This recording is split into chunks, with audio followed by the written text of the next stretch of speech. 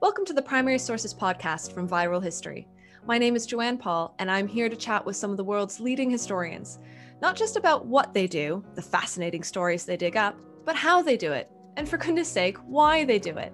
I'm interested in motivations and approaches, and how they came to find themselves buried in the past in the first place.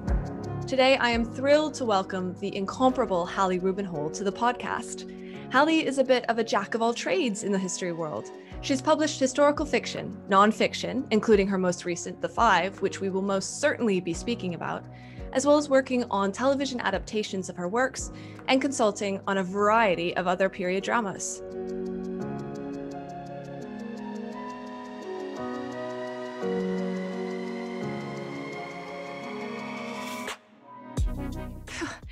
Hallie, that's difficult to even get out in one breath. Thank you so much for coming on our podcast and chatting with us. Well, thank you for having me. How have you been keeping? As well as anybody can be when we're all stuck at home. You know, I have good days and I have bad days, just like everyone else. Yeah, of course. Let's see if we can start at the beginning. Like me, you're a North American import, but of course, you're known for your work on English and French history. Where did the love of history start for you, and what sparked the love of European history in particular? Well, it's interesting you should say that, and especially mentioning the fact that we're both North American imports. And so I don't know if it was like this for you, but my first exposure to history was very much my local history, the history where I grew up in California. And, you know, I was very much immersed in frontier history and the Wild West. And that really piqued my interest in history. And that was the first history I was exposed to, and doing things like going to ghost towns on family holidays. And that I remember just falling in love with these old buildings and these old stories, and it just sparking this wonder in me about people in the past and their lives. And you know, and it seemed very real. And then the other influence in my life was that my father is British, and he lived in London as a child during the Second World War. And so there were lots of family stories about the Second World War and about London. And he was evacuated to Northampton when he was a child also. And so stories about that, and then coming to visit and my family here. And so these two entry points into history were really my first exposure and where my interest grew from. And you talked about being captivated by people's lives in the past. Is that what led you to social history and that approach? I think so. It's, you know, I mean, it's where, you know, I think becoming a historian, people don't realize, a lot of people don't realize that what you learn in school, and even what you learn as an undergraduate, it's like when you train as a doctor, you become a GP and you learn all a variety of medicine, and then you specialize. You become an ear, nose, and throat specialist. You become a cardiologist. You become, and it's not until really that later stage in your education that you decide, this is really what grabs me. This is the specialism. This is the area that I really want to go into. And so I think, you know, I realized as I was exploring what history was as an undergraduate and taking a variety of different courses, that the things that really interested me were the things that had always interested me, but that I wasn't able to articulate. And not only that, that I wasn't able to even... I wasn't even aware that social history was a bona fide field of study until, you know, maybe my third year in education as an undergraduate. And that, I think, led you to the work that you did around Harris's list of Covent Garden ladies. Now that spawned a couple of books, a documentary, and if I'm right, 3 TV series, if that's correct. Yeah, it had quite a, I mean, the thing is about that book, that was the first book that I wrote. And the interesting thing is that, in fact, that came out of I mean, it's, you know, people's careers are strange, and they take various turns that you don't expect. So I had studied as a postgraduate. I had written my thesis on 18th century marriage and child rearing, and was really, you know, really interested in human relationships and family dynamics, and what my thesis looked at was whether the ideology, 18th century ideology as found in instructive literature, really was representative of how people lived their lives. And I find that dichotomy fascinating, because just because we see it written down isn't necessarily a representation of what was really going on or how people lived. And I love that. I love the fact that we couldn't just make these, you know, we couldn't just say, well, you know, everybody in the 19th century was prude. You know, you can't just say that, because it's not true. It simply isn't true. You know, these assertions that we think, things that we think we know. So what I became very fascinated in was the kind of flip side of what we think of the past. So, you know, if we think people being very buttoned up, then the thing that I became very interested in is, well, let's see what the opposite of that was and how prevalent that was. And the reality is, you know, things are very complicated. And so that is kind of what led me to write the Covent Garden Ladies. Though, what happened in the interim was that I was a museum curator. I worked at the National Portrait Gallery and in 18th century portraiture. And again, in portraiture, there is that intersection between art history, material culture, and social history, because you're trying to understand who these people are and why they had these paintings done of them and what the meanings of these objects were to them. And so it's, you know, as I said, everybody's career takes these very strange twists and turns, unexpected. And I ended up writing this nonfiction book. I thought I was going to write fiction, and then I was asked to write Covent Garden Ladies, and suddenly I'm writing nonfiction. I like this idea of buttoned down history, which is, I think, very much what you do, rather than this buttoned up version of history. It's buttoned down. Can you say a few words about what the list of Covent Garden Ladies is, and how you came to find it? Well, the Harris's list of Covent Garden Ladies is a set of, I would say, documents. They were guidebooks written in the second half of the 18th century, which were short biographies of London's sex workers, particularly concentrated around Covent Garden at the time.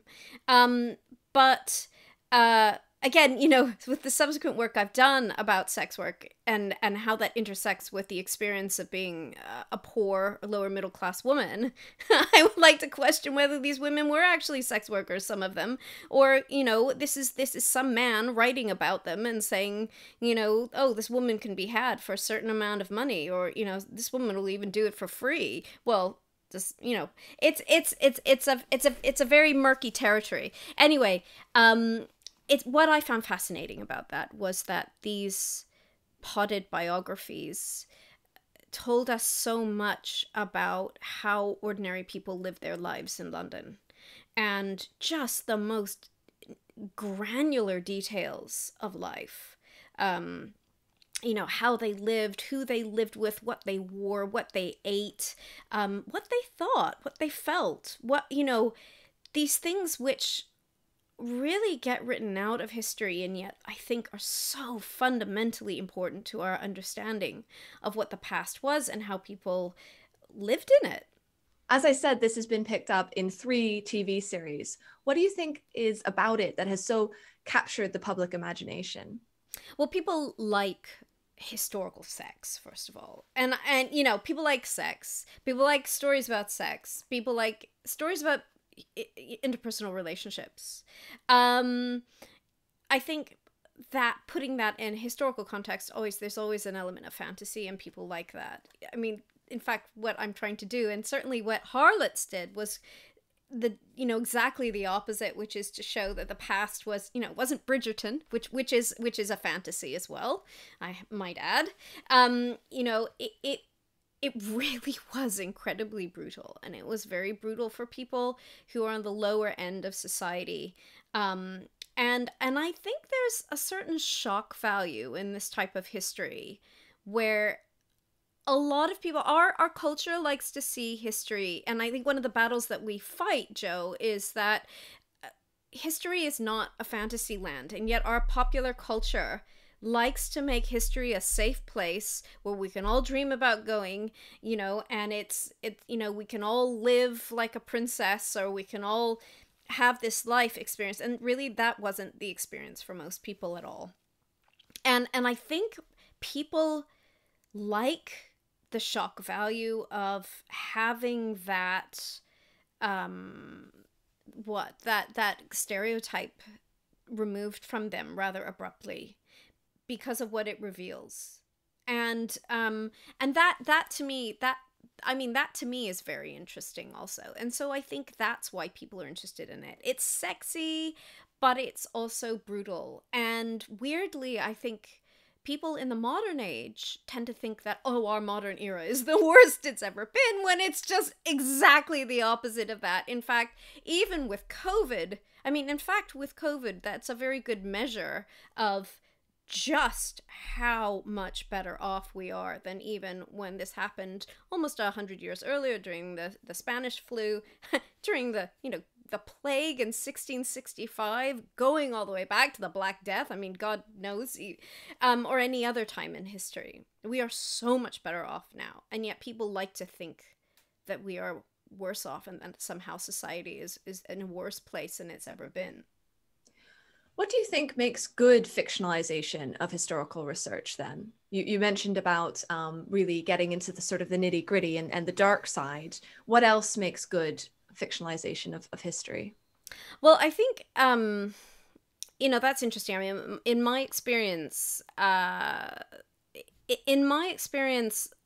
think, shall I say, the least convincing type of historical fiction, whether that is filmic or whether that is in a book, is when there's very little research that's gone into it, and especially so for like television or film.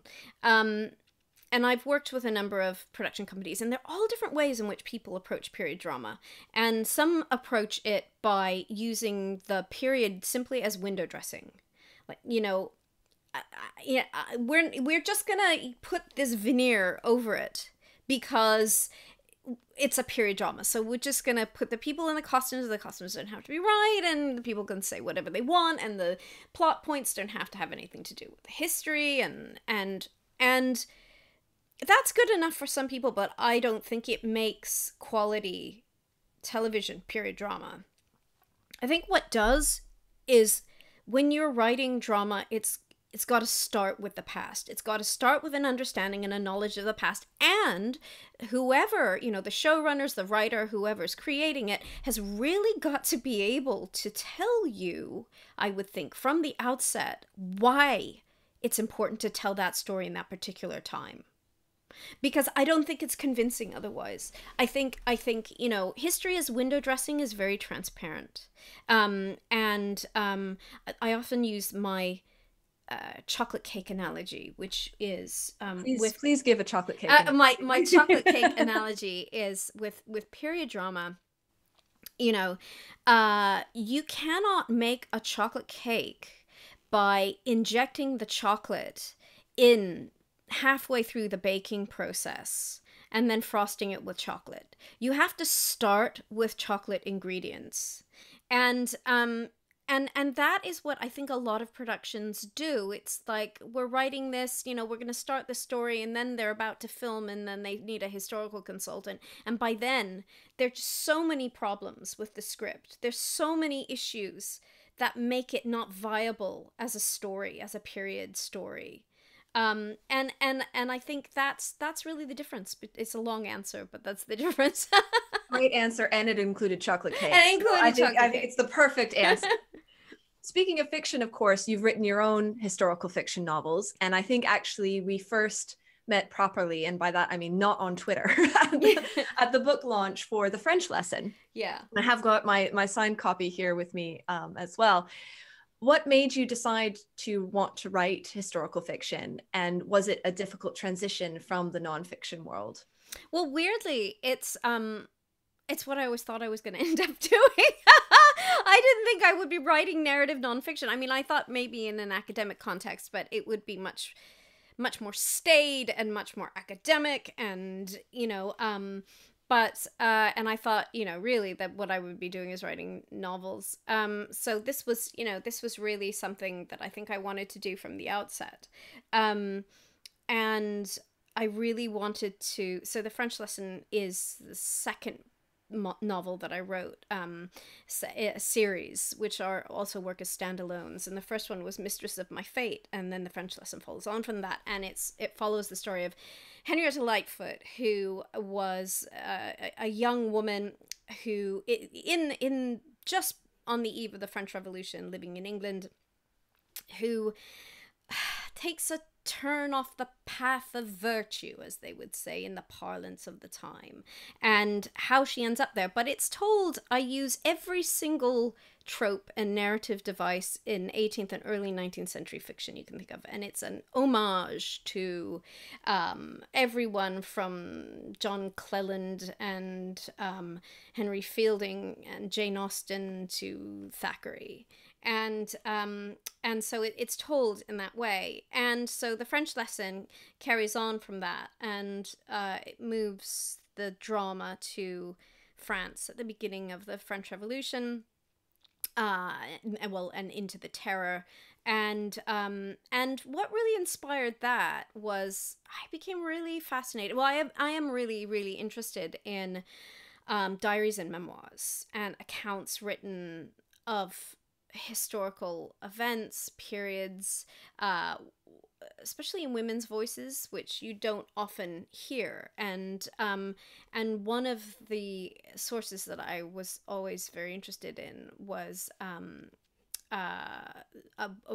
diary. Well, this is kind of looking back. It's a memoir by Grace Dalrymple Elliott, who lived through the French Revolution, and she had been not only a mistress to the future George IV, but also to the Duc d'Orléans, who was the most influential man in France at the beginning of the French Revolution, and how she navigated that as everything was crumbling around her. And so for the French lesson, it starts with history. So there are real characters, and my heroine, who's invented, who's kind of like an archetype, interacts with these real characters. And real events happen, and it follows a real chronology of events, and she has her own personal struggles, which are reflective of many of the personal experiences that I read about in memoirs and diaries of the time. So is your process for writing something like that very similar to your process in terms of research, at least, to writing a nonfiction book as well? Yeah, to a certain degree. I mean, I think it was interesting. I mean, obviously there's far less research involved. But one of the nice things about this is that it involved 2 weeks in an Airbnb in Paris, where I could do all sorts of research on architecture and how the houses operated, and what the streets looked like, and going to various museums and writing, and that was very enjoyable. Seems like a dream now. Absolutely. That's oh gosh, Paris. One April day. in Paris, eh? Yeah. All right, we need to talk about the five, obviously. Okay. Winner of the Baillie Gifford Prize, various other accolades, nominations, reviewed very well in the whole course of papers and magazines. And it, of course, details the lives of the women killed by the murderer who is known to us as Jack the Ripper. As you explain in the conclusion to the book, this is a project of recovery and rectification.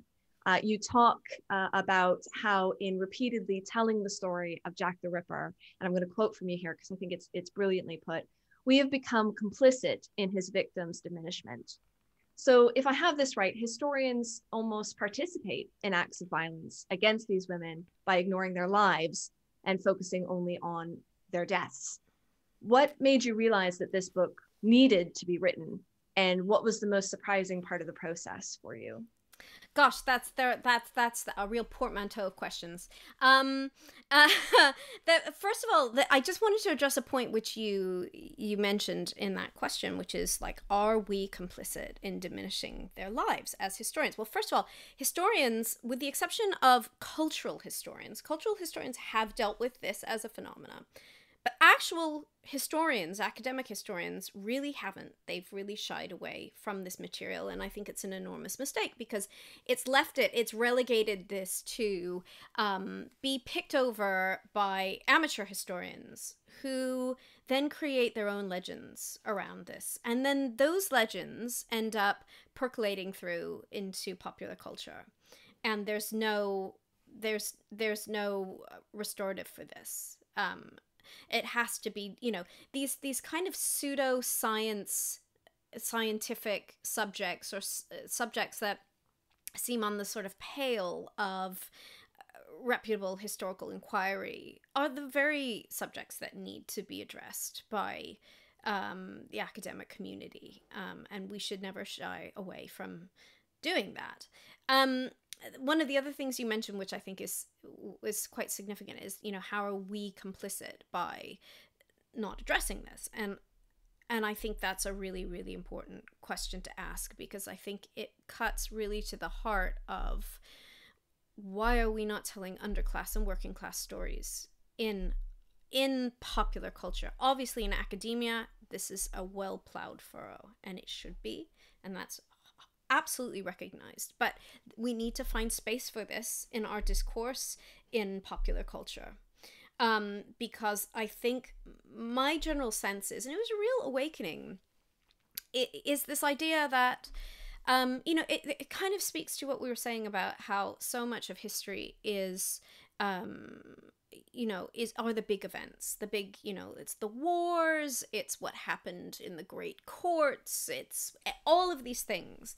But actually history happens on a micro level much more, and that has much more meaning for people. And if people feel, and I've heard this spoken so many times, and I even remember feeling this myself until my mind was changed, history is not about me. It's not for me because my family aren't, I'm not descendant from, nobility. I'm not descendant from a general. I'm not somebody important. I'm not important.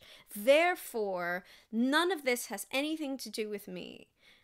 And I think fundamentally we have a real problem, because we will not sustain history as a subject which people think is relevant. We will allow history to be manipulated and used for propaganda purposes if people don't understand it, and they don't understand they have a role to play in it. And history is everybody's history. It's not just important people's history.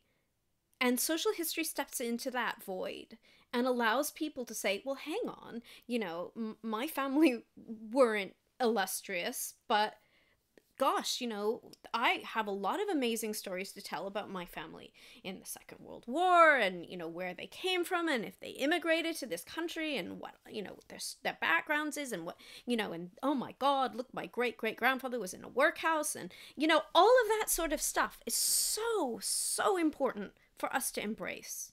We have to fundamentally change what our definition of history is. Otherwise, I think we're in big trouble. We're really in big trouble.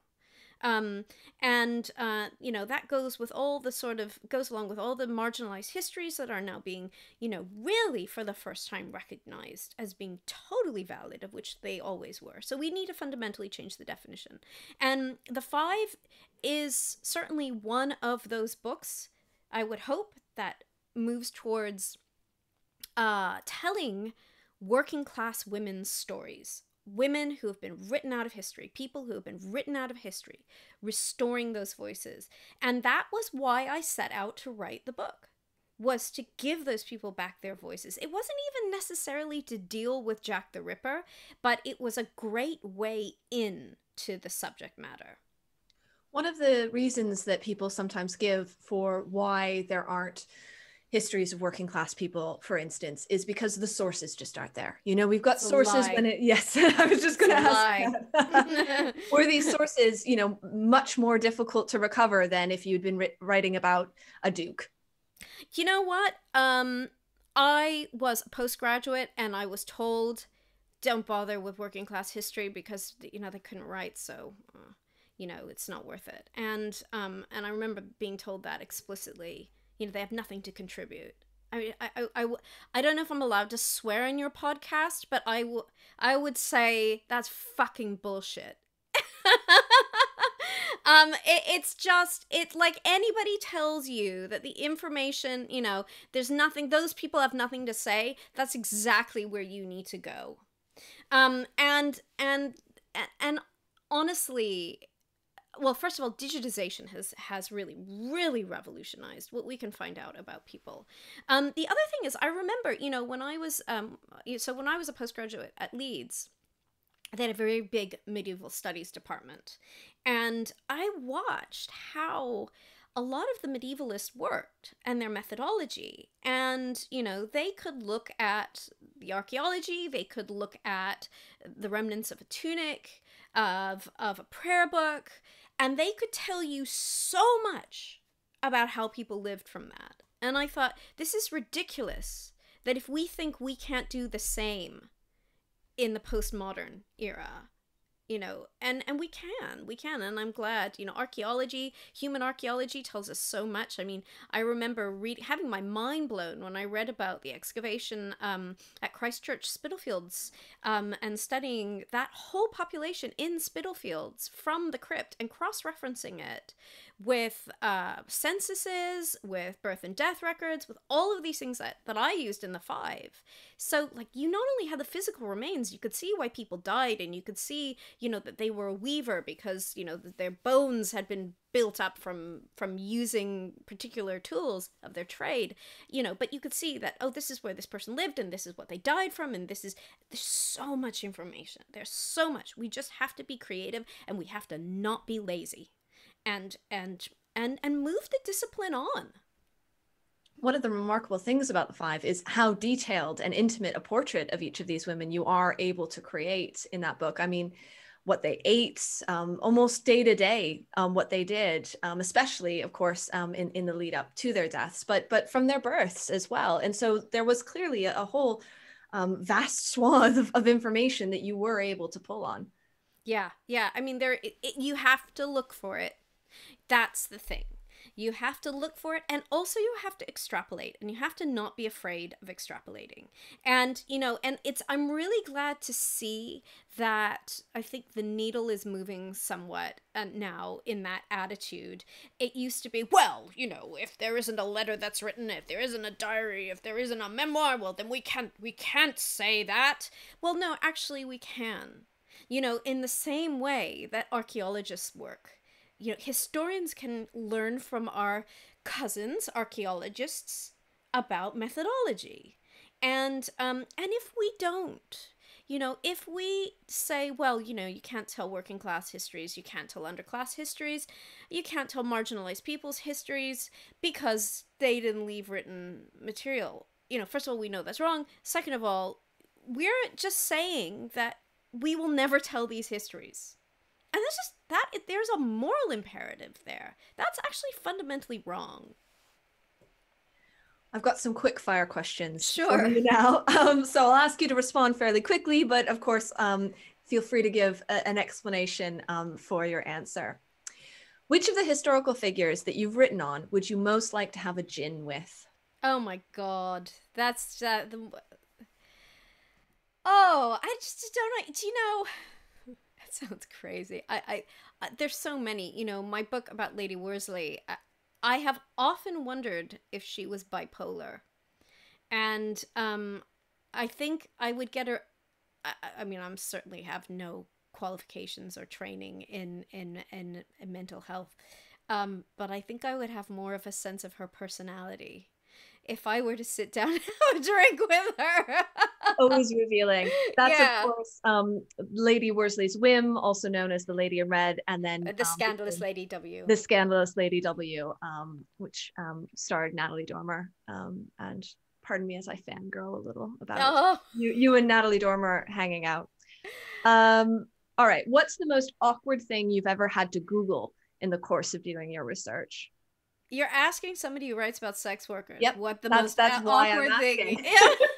Do you know, I think I must have forgotten by now because there are so many that you know what happens is when you do this sort of work is that it becomes suddenly it becomes clinical.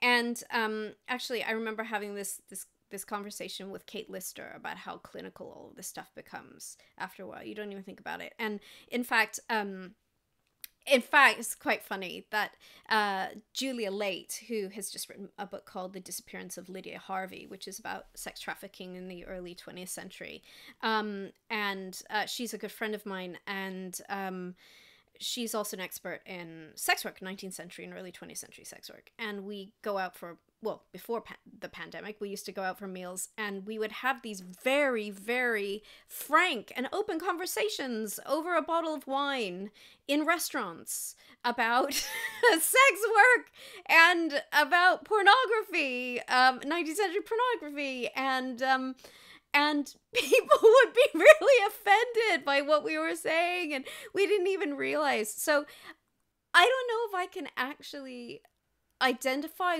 that one moment when I Googled something that I would be afraid if somebody found my hard drive, because I think I'm screwed if somebody's looking at my hard drive. There's great sort of mugs and t-shirts and whatever else that you can get that I've considered buying for all of my historian and writer friends that say don't worry about my browser history, I'm a writer, or don't worry about my browser history, I'm a historian. And I think it's really, really important that people go, yeah, it's that has a purpose. Exactly. What historical fiction, TV, book, or film is your go-to favorite for a rainy lockdown day? Oh, wow. Well, I think my most favorite period, well, it's not television, film ever made is Barry Lyndon, which I just think is just one of the most beautiful films I've ever seen. I don't know it. Stanley Kubrick. It was, is it? Yeah, amazing film made in the 1970s, based on the Thackeray novel, and it's I think it's the most authentically 18th century film I've ever seen. But I think oh gosh, what was it? I mean, my tastes are very broad, and I have I mean, I think Mad Men is probably one of the best historical drama series I have ever seen. It's so immediate. It's so, I mean, and the conversations that ended up sparking between me and my parents who lived through that time. I mean, that is what the best historical drama should do. It should be like that.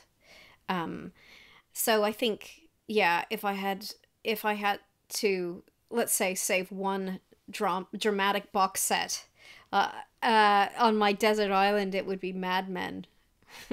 That'll get you through a few couple days as well. Yeah. Yeah, that's good. Good choice. It really would. What are the first three words that come to mind when thinking about your approach to history? Oh, let's see. Always look on the flip side. Always look beneath the surface. Always look for the story beneath the story. Never ever go for the conventional, ever. That's such good advice. One of the final questions I was going to ask you was, what advice would you give to a historian just starting out? I suspect that's probably it, to this idea of going deeper and turning things over. Yeah, I mean, I would say, one of the things I think my academic training certainly instilled in me is like, why are you writing something unless you have something new to say? And I think that is so important. And I think that's something that we have to, you know, in these days where there's a new Second World War history book on the shelf like every week, like, what are you saying that's new? What are you saying that's new? Because we need to hear new things. We need new voices. We need new stories. We need new, like, there's so much out there. I mean, I am constantly amazed at the stuff, even the stories I uncover that I just file away, which may or may never become books or whatever, but there's so much of it. And, you know, as historians, we're sitting on a gold mine because we know how to access this stuff.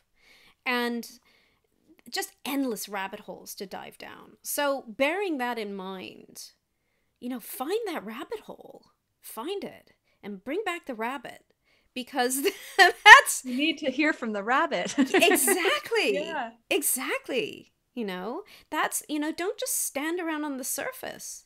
Get something new, bring something back. All right, last question. What are you working on next, if you're allowed to tell us? I am. Well, I'm writing a book called Bad Women. I mean, who knows? The names sometimes change. But it is looking at the murder of Belle Elmore by Dr. Crippen in 1910.